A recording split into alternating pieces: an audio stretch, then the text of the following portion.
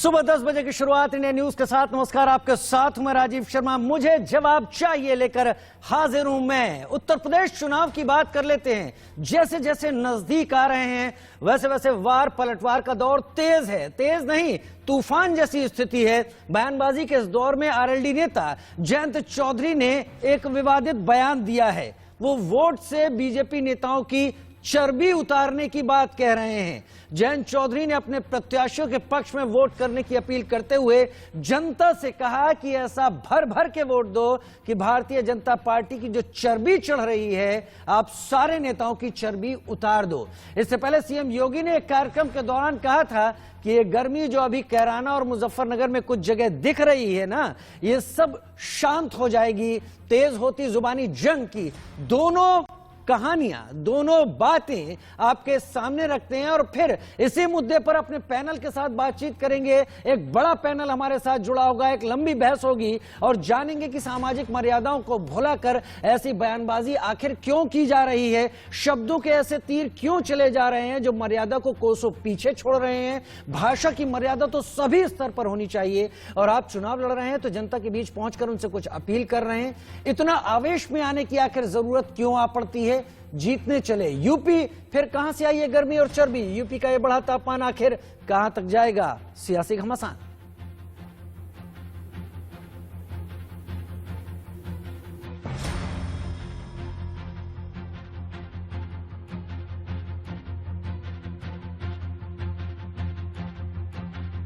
कैराना में और मुजफ्फरनगर में कुछ जगह दिखाई दे रही ना, ये सब शांत हो जाएगी इसके बाद। क्योंकि गर्मी कैसे शांत होगी, ये तो मैं मई और जून में भी इसको बहुत शिमला बना देता हूं। जो अभी चुनाव की घोषणा के बाद फिर अपने बिलों से निकल करके बिल बिला रहे हैं ना, ये गर्मी 10 मार्च के बाद फिर 24 घंटे के अंदर शांत हो जाएगी।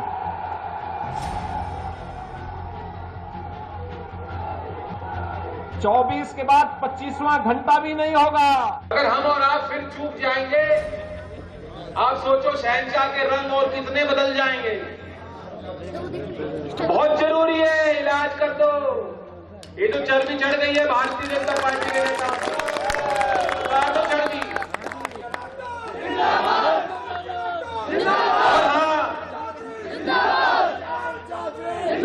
अगर आप इसमें पचेड़े में पड़ गए कि ये फलाना उम्मीदवार और वो उम्मीदवार और ये और वो और चूक गए, आने वाले समय में किसी की हिम्मत नहीं होगी कि दिल्ली जाके किसान की बात करते।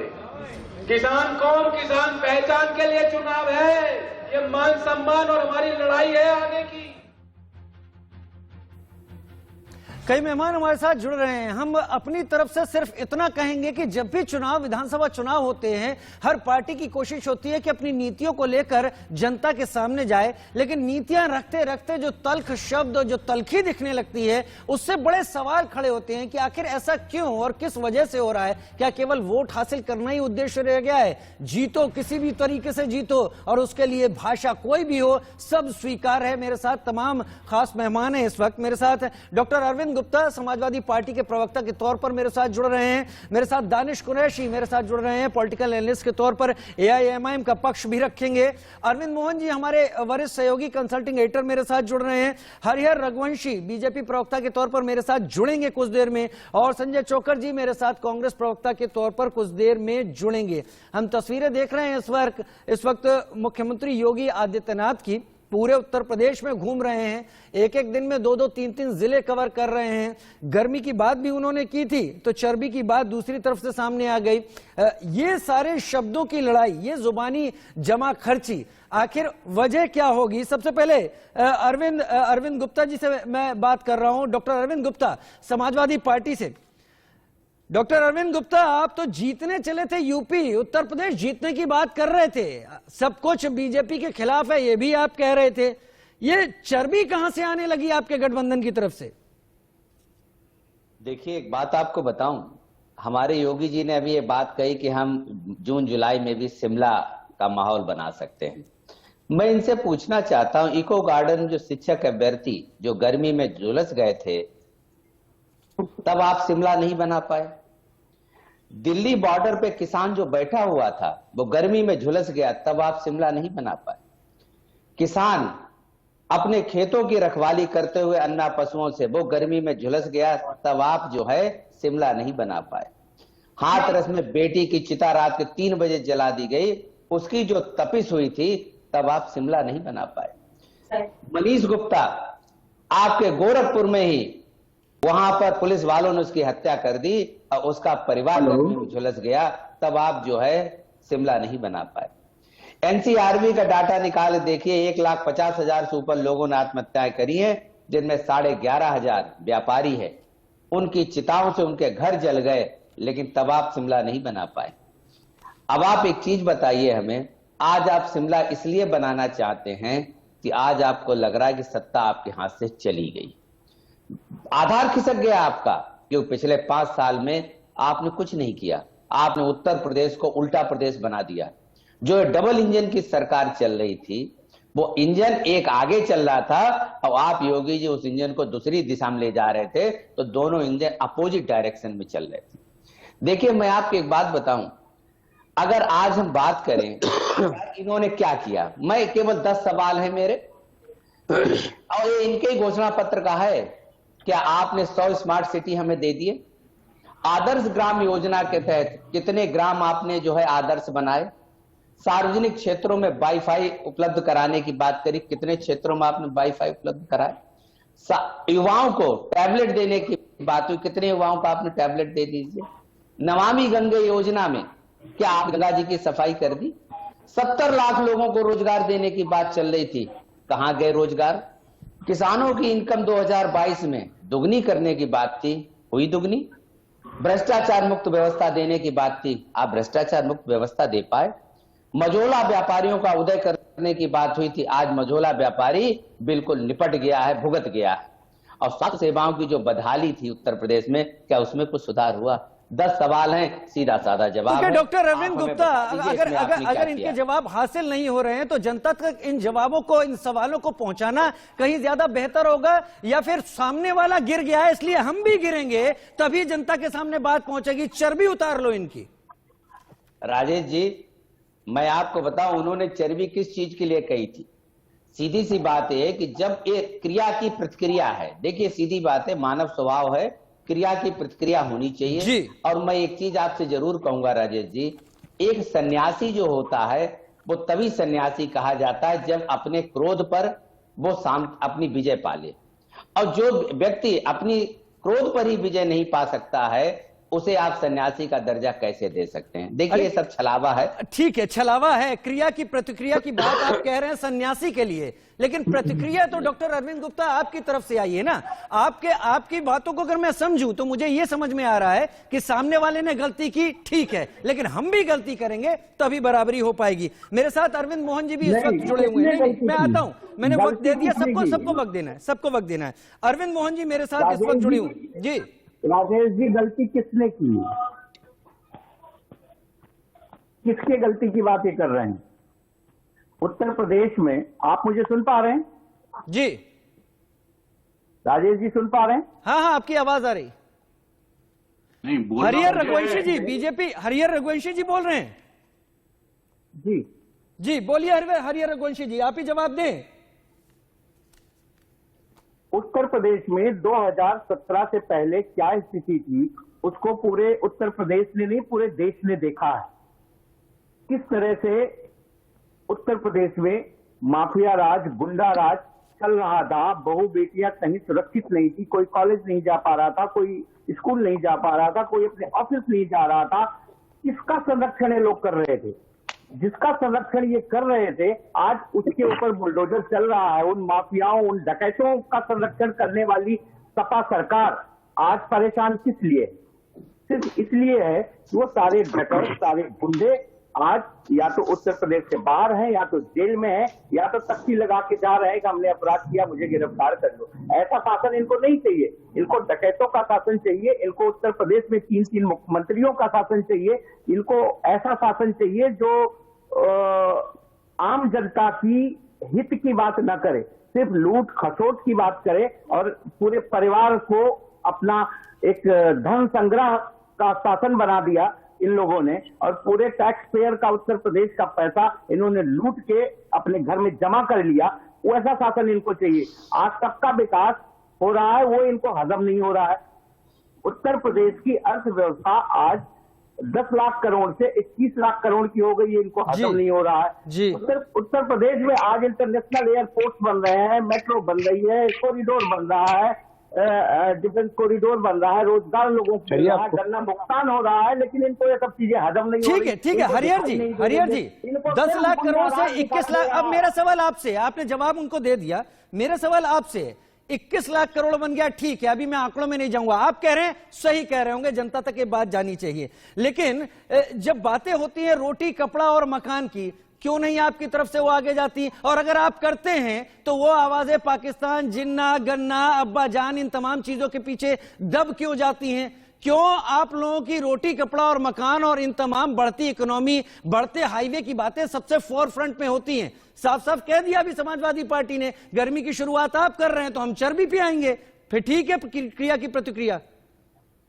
अगर कोई इस लोकतंत्र में जनता को धमकाने का काम करता है, जुलूस निकाल के लोगों को धमकाने का काम करता है, तो उसकी तो गर्मी निकलेगी ही निकलेगी, शिमला बनाया जाएगा। और इन्होंने देखा है उत्तर प्रदेश में किस तरह से शासन माननीय मुख्यमंत्री ने चलाया है, सभी लोगों को संरक्षण दिया। ऐसा नहीं है कि किसी विशेष को संरक्षण दिया गया, किसी विशेष को योजनाओं में भागीदारी दी गई, सबको संरक्षण दिया गया, सबका विकास किया गया। जितनी भी योजनाएं हैं एक एक करके गिनाऊं तो समय कम पड़ जाएगा, उसमें सबको लाभ मिला है, कोई एक विशेष समुदाय को नहीं लाभ मिला। एयरपोर्ट का लाभ सबको मिलेगा और मेट्रो का लाभ सबको मिलेगा, जो कॉरिडोर बन रहा है उसमें रोजगार सबको मिलेगा, जो हाईवेज बन रहे हैं उसमें सभी लोग चलेंगे, चाहे साइकिल से चलने वाला हो चाहे कार से चलने वाला हो, तो सबकी भागीदारी सुनिश्चित की गई। इन्होंने क्या किया, इनके तीन मुख्यमंत्री, एक रामपुर से आदेश देता था, एक बुलंदशहर से आदेश देता था, एक लखनऊ से आदेश देता था, एक सैफई से आदेश देता था, इनका तो पता ही नहीं कहां से कौन आदेश देता था। ये ऐसे लोग हैं जो इन त्योहारों को करने राजीव जी मैं समय दूंगा, मैं समय दूंगा पूरा, मेरे पास है समय, पहले बोलने तो दीजिए। ये ऐसे लोग हैं जो इस दानिश भाई आता हूं। धार्मिक जी। ये ऐसे लोग हैं जो किसी एक धर्म विशेष का, एक जाति विशेष का संरक्षण करने वाले लोग हैं। ठीक है, धर्म विशेष और जाति विशेष का संरक्षण करने वाले लोग हैं। 5 मुख्यमंत्री रखे हुए थे, योगी जी ने तमाम चीजों को, उन लोगों को यहां से बाहर किया है जिन्होंने उत्तर प्रदेश में अराजकता पैदा कर दी थी। यही सब आप कह रहे हैं ना, मैं मैसेज आपका आगे बढ़ा रहा हूं। अरविंद मोहन जी के पास आ रहा हूं, 1 मिनट। ठीक है हरिहर भाई पूरा वक्त दिया, सबको दे दे। लाल टोपी वाले फैसले करते थे, पुलिस वाले हाथ जोड़ के खड़े रहते थे, सैफई में डांस होता था, पुलिस वाले वहां पीछे जाते थे और ये मुस्कुराते रहते थे। ऐसा प्रशासन चाहिए क्या उत्तर प्रदेश? ठीक है, ऐसा प्रशासन चाहिए कि पुलिस वाले हाथ जोड़े रहते थे। आऊंगा डॉक्टर अरविंद गुप्ता के पास। अरविंद मोहन जी, लड़ाई विचारधारा की है, मुझे लगता है कि जनता अपने जिन चीजों से जुड़ी रहती है उसके बारे में जनता ज्यादा सोचती है। जनता को यह पता करने की कोशिश होती है कि उसके इलाके में क्या बेहतर हो रहा है जिससे उसके घर में 4 पैसे की आमदनी बढ़े। तमाम चीजें वैसे ही झेल रही है जनता, लेकिन उस बीच में अगर विचारधारा की लड़ाई है तो इतनी तलखी पहली बात आती क्यों है, कहां से आती है, और क्या राजनीतिक दलों को लगता है कि गर्मी चर्बी, पाकिस्तान, जिन्ना, फलाना ढिकाना, इसकी बात करके वो चुनाव के पहले कुछ ऐसा कर ले जाएंगे जो उनके हक में होगा? अरविंद जी देखिए, विचारधारा की लड़ाई आप कह रहे हैं, विचारधारा की लड़ाई नहीं है, असल में सत्ता की लड़ाई है और पार्टियों की लड़ाई। तो इसमें विचारधारा गायब होने से, कार्यक्रम गायब होने से ही ये चीजें आती हैं। तो मुख्य बात तो ये है कि डेमोक्रेसी में कायदे से अलग अलग विचारधारा होनी चाहिए, अलग अलग प्रोग्राम होना चाहिए, अलग अलग तरह की, जैसे मान लीजिए कोई समाजवाद मान रहा है तो उसका समाजवादी प्रोग्राम होना चाहिए। सिर्फ समाजवाद पार्टी का नाम रखने से फिर आप कह दीजिए कि हम अमृतकाल शुरू कर रहे हैं और क्या शुरू कर रहे हैं, ऐसी चीजें, प्रोग्राम सबका एक ही है। विदेश नीति देखिए, आर्थिक नीति देखिए, शासन की, फर्क ये है कि इनका शासन रहे कि उनका शासन रहे। तो इसलिए ये बेचैनी ज्यादा इसी वजह से हो रही है कि आइडियोलॉजिकल गैप खत्म हो रहा है, प्रोग्राम का गैप खत्म हो रहा है।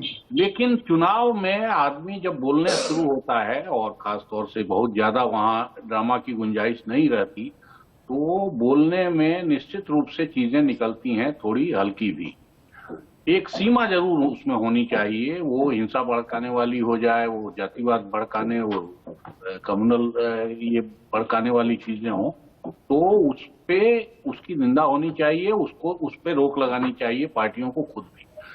मैं कहूंगा कि उससे भी ज्यादा बेहतर तरीका ये है कि चुनाव आयोग को इस सवाल पे वैसे ही सख्त होना चाहिए जैसे अपराध के मामले में चुनाव आयोग ने आजकल शुरू किया है, जैसे चुनाव आयोग ने खर्च के मामले में किया है। उससे बहुत रुक गया हो नहीं है, लेकिन डर सबको बना रहता है कि अगर हमने खर्च किया, हमने अपने मुकदमे नहीं बताए, तो हमारे खिलाफ आयोग सख्ती करेगा।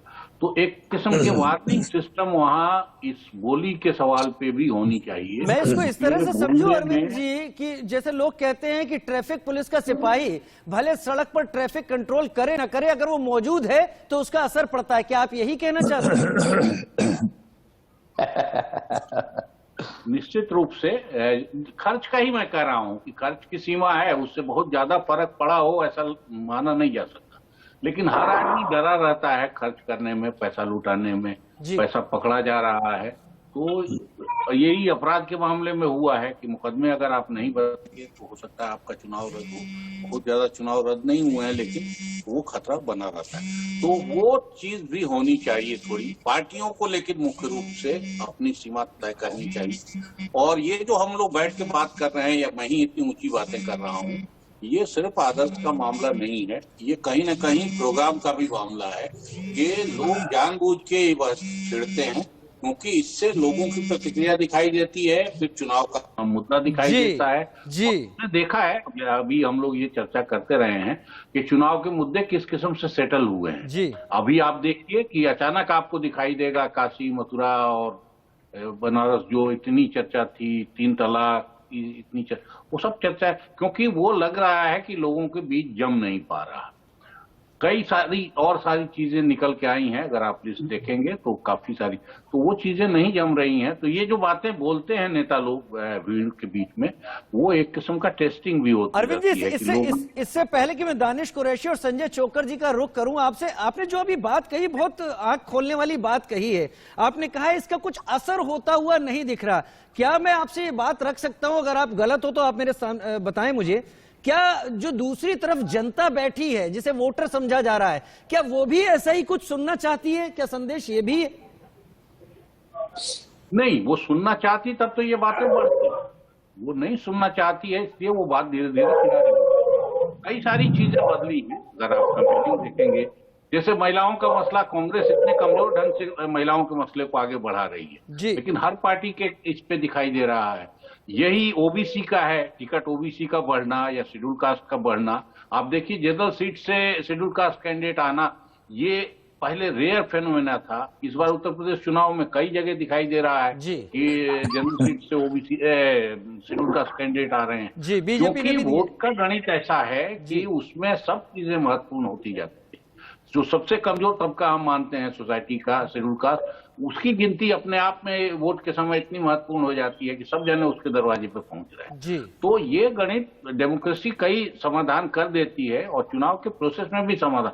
तो इसलिए ये जो लंबी लिस्ट है, ये टेस्टिंग भी होती है नेताओं की तरफ से कि क्या मसला जम रहा है, क्या नहीं जम रहा है। लोगों का रिस्पॉन्स देख अभी आप देखिए कि कितना क्राइम पे सारी बात आ गई। सब चीजें पहले की, समाजवादी पार्टी क्रिमिनलों की पार्टी है, ये मुख्य रूप से बीजेपी का एजेंडा है।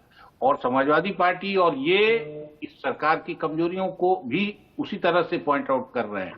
तो मसले इसी तरह से लोग लोकेट करते हैं और ये टेस्टिंग भी होती रहती है कि क्या बात बोलेंगे तो और क्या नहीं बोलेंगे। मुझे लगता है कि गर्मी चर्बी तक आना और जिन्ना पाकिस्तान और तमाम चीजों से बढ़कर आना, मुझे लगता है जब तक सारे फेस कंप्लीट नहीं होते, हमें एक लंबी डिक्शनरी बनाने की जरूरत पड़ जाएगी। अभी बहुत सारे शब्दों का इस्तेमाल होना बाकी है। खैर, संजय चोकर जी मेरे साथ जुड़े हुए हैं कांग्रेस प्रवक्ता के तौर पर। संजय जी, अरविंद जी ने कहा कि लड़कियों का मुद्दा लेकर कांग्रेस आगे आई और एक नया मुद्दा नए तरीके से रखा, लेकिन प्रभावी तौर पर आप ले जा नहीं पा रहे हैं। अब जब बात गर्मी और चर्बी पर आ गई है तो इसमें कांग्रेस खुद को कहां पाती है? नहीं, देखिए राजेश जी, मैं सबकी डिबेट सुन रहा था, सबका जवाब सुन रहा था। मुझे लगता है कि चुनाव तो देखिए हर बार अलग अलग मुद्दे पे आते हैं, अलग अलग तरीके से आते हैं, लेकिन नेताओं को अपनी भाषा पे जरूर कहीं ना कहीं कंट्रोल रखना चाहिए, उनको एक गरिमा रखनी चाहिए। ये गर्मी, चर्बी, ये बहुत छोटे लेवल पे आ जाते हैं नेता इस तरह की बात करते हैं।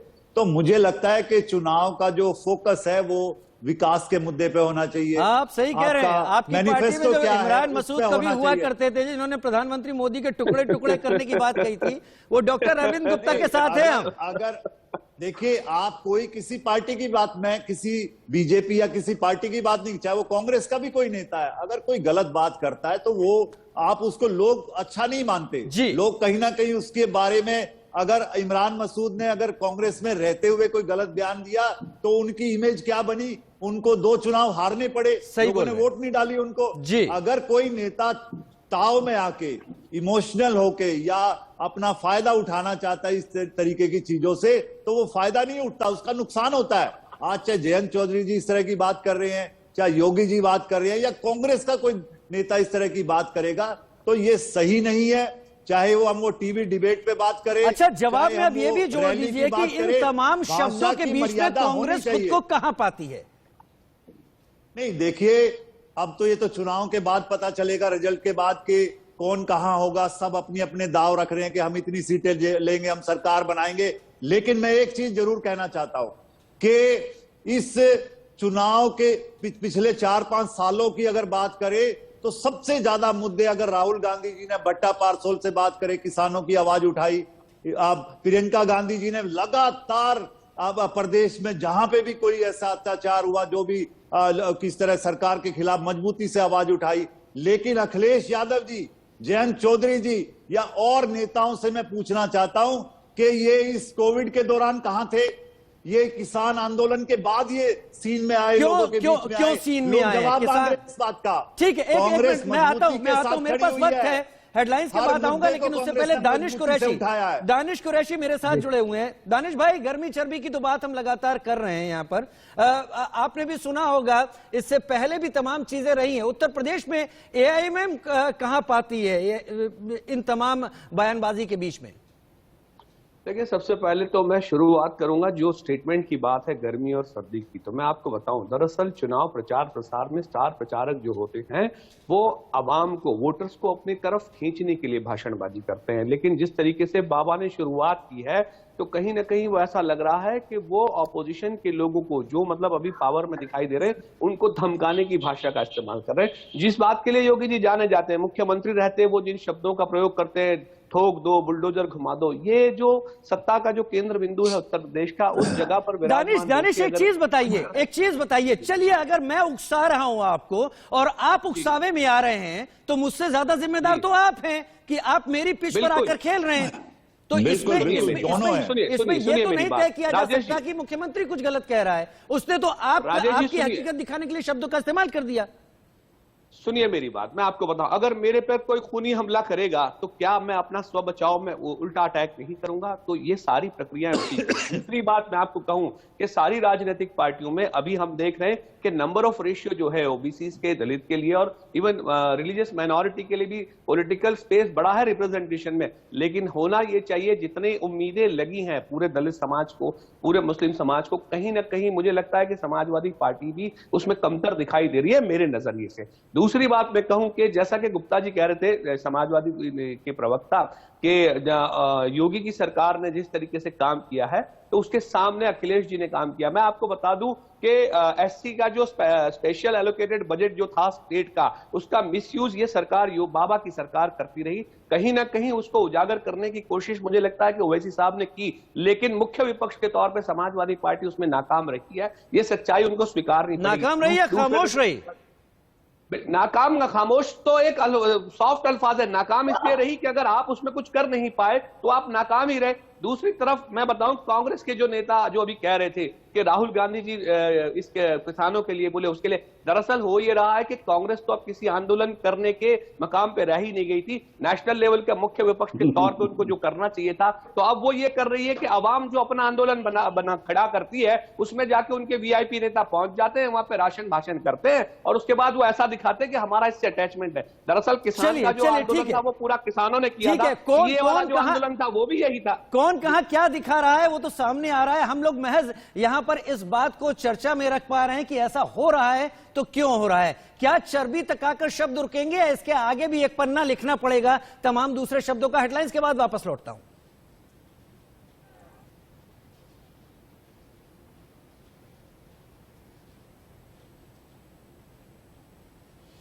चलिए कुछ देर में हम लौट कर आते हैं हेडलाइंस की तरफ, लेकिन रुख एक बार फिर से अपने ही तमाम मेहमानों की तरफ हम कर लेते हैं। दानिश भाई, 1 मिनट में आपको और देना चाहता हूं यहां पर, लेकिन जो जिन शब्दों की बात आप कर रहे थे कि उत्तर प्रदेश के मुख्यमंत्री ने इन सब की शुरुआत की, गर्मी की अगर बात करूं तो AIMIM जिसके असदुद्दीन ओवैसी हैं, अकबरुद्दीन ओवैसी के 15 मिनट अभी तक कोई भूला नहीं होगा।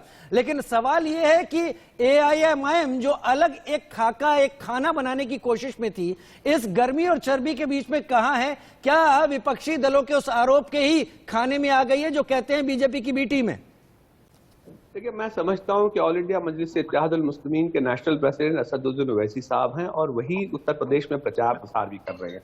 और अगर बात रह गई किसी नेताओं की, तो मैं आपको बता दूं कि जैसा कि अभी कहा था कि कांग्रेसी नेताओं का स्टेटमेंट देख लीजिए, इवन समाजवादी पार्टी के अंदर में हमने ऐसे नेताओं को शामिल होते हुए देखा जो मुस्लिम महिलाओं को कब्र से निकाल के बलात्कार करने की बात कर रहे थे। तो होता यह है कि आप अकबरुद्दीन ओवैसी की तो बात करते हैं, लेकिन आप प्रज्ञा ठाकुर को भूल जाते हैं, पुरोहित को भूल जाते हैं, साक्षी महाराज को भूल जाते हैं, नरसिंहानंद जैसे लोगों के समर्थन जो बीजेपी शासित राज्यों में धर्म संसद करते थे उस पर भूल जाते हैं। तो हमको ये लगता है कि ये बाय स्टैंडर्ड अब हमें छोड़ना पड़ेगा, आपको सच्चाई स्वीकारनी पड़ेगी सारी राजनीतिक पार्टियों को। और आप देखिए कि न सिर्फ समाज की बात है, लेकिन मेरा तो हमेशा से ये कहना रहा है कि हर एक नागरिक जो पूरे प्रदेश का है उसको ये लगे कि मेरी भागीदारी। आज भी हमारे यहाँ 65% से वोट ज्यादा नहीं होता, वोटिंग जो होना चाहिए वो नंबर ऑफ लेवल इसका इजाफा हो, ताकि हर एक व्यक्ति, हर एक नागरिक जो है प्रदेश का, उसे ये लगे कि ये मैंने वोट किया, आप AIMIM की बात तो कर रहे हैं। मैं डॉक्टर अरविंद गुप्ता से अब सवाल करने जा रहा हूं, लेकिन आपको याद रखना होगा AIMIM में अधिकतर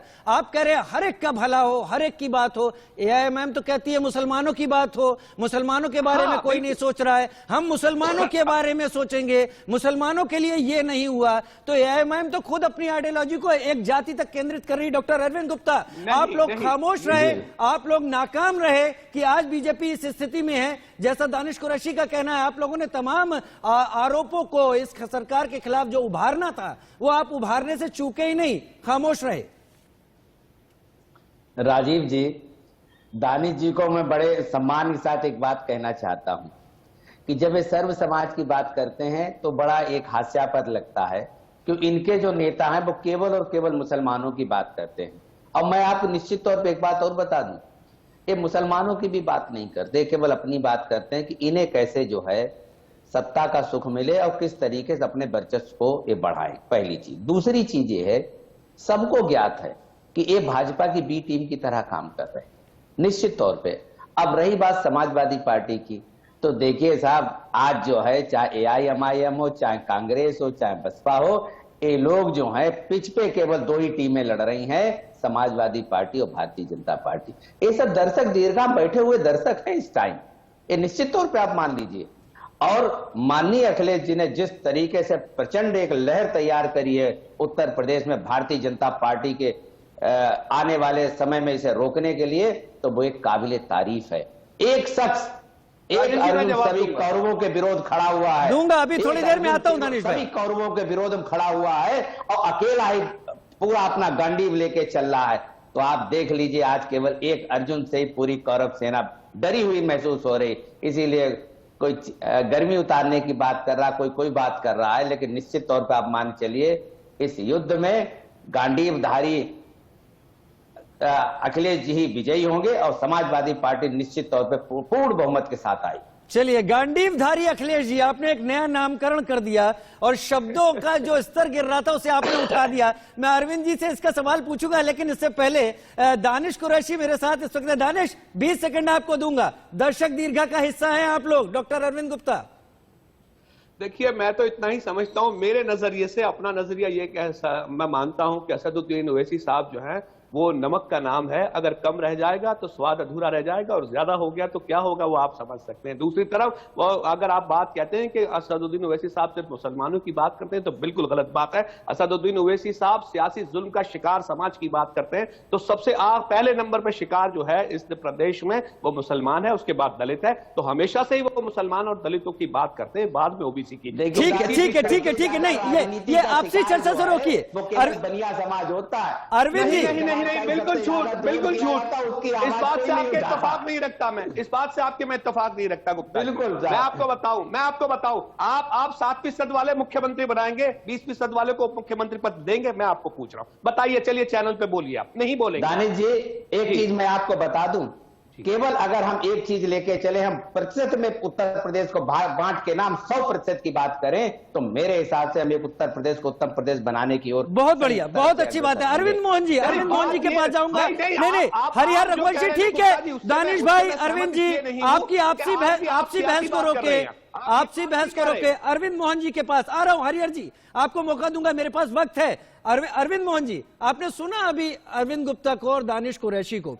उत्तर प्रदेश में क्या समाजवादी पार्टी को अब एआईएमआईएम से इस बात का डर लगने लगा है कि जिस मुस्लिम वोट बैंक को अभी तक समाजवादी पार्टी भरमाती थी वो एआईएमआईएम अपनी तरफ ले जा रहा है, बिहार के सीमांत इलाकों की तरह, और उसके चलते ये बयानबाजी हो रही कि दर्शक दीर्घा का हिस्सा है, बाकी सारे कौरव सेना है, गांडीवधारी अखिलेश जी हैं। देखिए, एमआईएम की पॉलिटिक्स ने बीजेपी को मदद किया है कि मुसलमानों को मदद किया है, ये अभी भी डाउटफुल है। और जहां जहां असदुद्दीन ओवैसी सक्रिय होते हैं उनकी सक्रियता का रिश्ता बीजेपी से भी साफ दिखाई देता है। तो इसलिए उनकी पॉलिटिक्स, अब मुसलमानों की क्या स्थिति है इस बारे में बहस नहीं की जा सकती। सच्चर कमेटी की रिपोर्ट और बाकी सब चीजों से बहुत साफ मुसलमानों की स्थिति दिखाई देती है, और उसके लिए दोषी कौन है ये भी पॉइंट आउट करने की जरूरत नहीं है। मैं तो मानता हूं कि मुसलमानों की स्थिति सबसे खराब होने की वजह मुसलमान नेतृत्व है, जो कांग्रेस में भी रहा है और बाकी जो मुस्लिम संगठन उनमें भी, क्योंकि उनका रुख जिस किस्म का रहा है और जिस किस्म से सत्ता के पीछे वो भागे हैं उसने मुस्लिम समाज का बहुत ज्यादा नुकसान किया है। उसकी तुलना में ये जो जातिवादी लीडरशिप हम कहते हैं, ये जातिवादी लीडरशिप कंपैरेटिवली उनकी तुलना में बेहतर इसने परफॉर्म किया है कि उस समाज के किसी को कोई तकलीफ होती है तो जातिवादी लीडर जो भी कुछ करे वहां खड़ा रहता है। मुसलमान नेता उस समय भाग जाते हैं। तो इसलिए मुसलमानों की स्थिति क्या है वो बहस का मसला नहीं है, लेकिन वो उनकी समस्याओं का समाधान वैसी कर लेंगे या मुल्क भर में कर लेंगे जी, वो मसला उठा रहे हैं, अच्छी बात है। सच्चर तो मुसलमान नहीं थे, उनको मुसलमान संगठन बनाने की जरूरत नहीं हुई, उनको सरकार ने एक जिम्मेवारी दी और उन्होंने पढ़ाई करके बताया कि मुसलमानों की स्थिति क्या है। तो मुसलमानों की स्थिति रेखांकित करने के लिए किसी ओवैसी की जरूरत नहीं है, सारी पार्टियों को लेकिन समस्या यही होती है कि ऐसे ओवैसी, ऐसे तमाम लोग ही आकर चुनाव में इस मुद्दे को, इसको मुद्दा बनाकर पेश जरूर कर देते हैं। आगे क्या हकीकत में होता है उस पर एक बार फिर से कोई कमेटी बनती है, वो बात सामने रखती है। खैर, मैं हरिहर जी के पास जाना चाहूंगा। हरिहर रघुवंशी बड़ी देर से इंतजार कर रहे हैं, कई सारी बातें यहां पर हुई हैं। हरिहर जी, एक बात के लिए तो शुक्रिया अदा कीजिए कि गर्मी, चर्बी, जिन्ना पाकिस्तान से हटकर गांडीवधारी अखिलेश जैसा शब्द तो इस प्रोग्राम में आ ही गया, जो बेहतरी का संकेत है।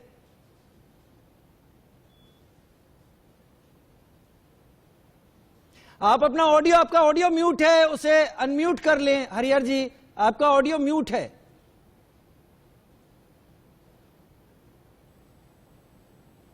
जी,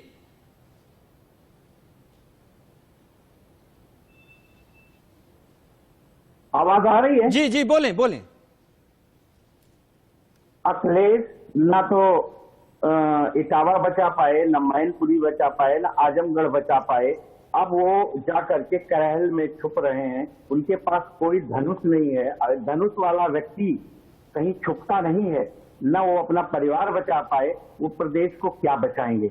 और उनके विकास को 2017 से पहले पूरे देश ने देखा, पूरे प्रदेश ने देखा किस तरह से वो गुंडा, माफिया, मवाली, डकैतों का विकास कर रहे थे, उनका संरक्षण कर रहे थे। वो एक ऐसे सरदार हैं जिनके पीछे सिर्फ गुंडे, बदमाश।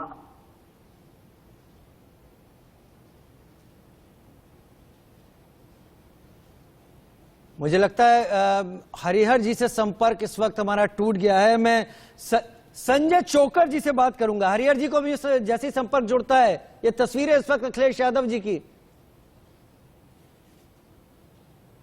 तो आप तस्वीरें देख रहे हैं इस वक्त उत्तर प्रदेश चुनाव प्रचार की, जहां पर हर कहीं हर नेता जनता तक पहुंचने की भरपूर कोशिश कर रहा है और इस भरपूर कोशिश में अति उत्साह में शब्दों की सीमाएं लांघ ली जाती हैं या लांघने दी जाती हैं। और उसका वजह क्या होती है ये आसानी से समझा जा सकता है, क्योंकि कई एक मुद्दों पर जब प्रभावी रिस्पांस नहीं मिलता दिखता तो इस तरह के शब्दों का इस्तेमाल किया जाने लगता है। हालांकि हमारे ही प्रोग्राम में डॉक्टर अरविंद गुप्ता समाजवादी पार्टी के प्रवक्ता ने यह जरूर कह दिया कि गांडीवधारी अखिलेश ही अब उत्तर प्रदेश की सियासत को नई दिशा देने की तैयारी में है। और आप तस्वीरें देख रहे हैं, इन्हीं हम शब्दों को यहां पर आपके सामने रख रहे हैं कि आखिर क्यों शब्द लोग भटक जा रहे हैं, भूल जा रहे हैं। चलिए अब इसी के साथ हमारे आज के इस खास पेशकश में फिलहाल इतना ही, क्योंकि हम बात कर रहे थे उन शब्दों की जिनका इस्तेमाल उत्तर प्रदेश की राजनीति में इस चुनावी बिसात को अपने पक्ष में करने के लिए किया जा रहा है। ये शब्द और कितना बिगड़ेंगे, अभी कई 7 फेज पूरे बाकी हैं, प्रचार का भी वक्त बाकी है, तो देखना होगा। लेकिन फिलहाल हम नजर लगाए रहेंगे कि शब्दों की सीमाएं कितना ज्यादा लांघी जाती हैं। फिलहाल मुझे जवाब चाहिए में इतना ही, एक छोटे से ब्रेक का वक्त है।